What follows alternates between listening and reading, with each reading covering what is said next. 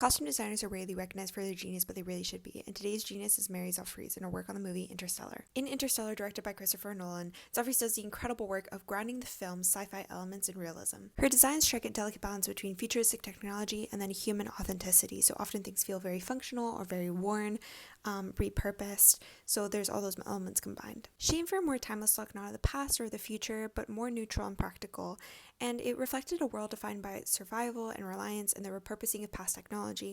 The clothing for the families and town people was actually very intentional, simple, faded, and even dusty to match the harsh environment of all the dust coming in.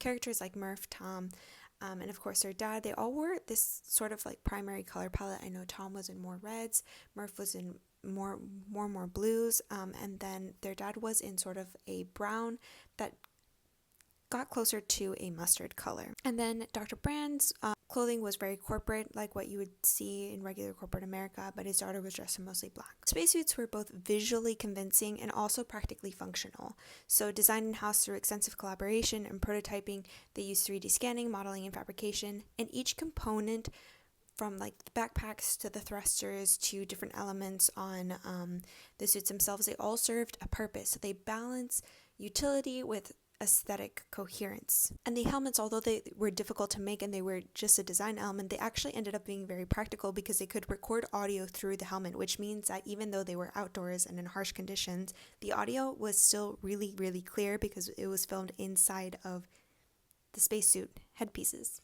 Also, since they were filming with IMAX cameras, which are notoriously very loud, at least at that time, that also helped with that noise. And producer Emma Thomas even said that you couldn't identify it as something as coming from one of the NASA missions, but you feel that it's of that world. Overall, the suits took 12 weeks to make, and then they weighed between 30 and 35 pounds, which made, of course, filming very hard and like physically did take a toll on the actors.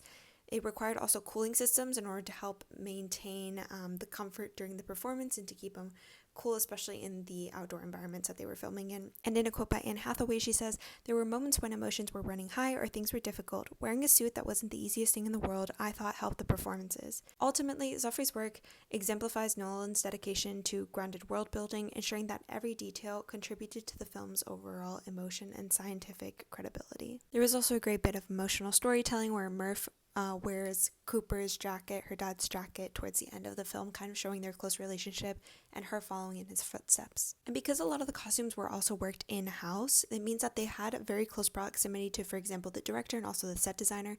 So even the quilting and some of the spacesuits made their way onto the set design, and you see the quilting follow inside the spaced ship that they are in. The quilting is all throughout that spaceship, which means that they have a continuity of design both in the costumes and then the sets. Overall, Interstellar is a movie that is rooted in science and powered by emotions, where costumes are not these dazzling novelties, but more digestible plausibilities. And it was very interesting because Zophres had actually never done at least a sci-fi movie with this amount of research before.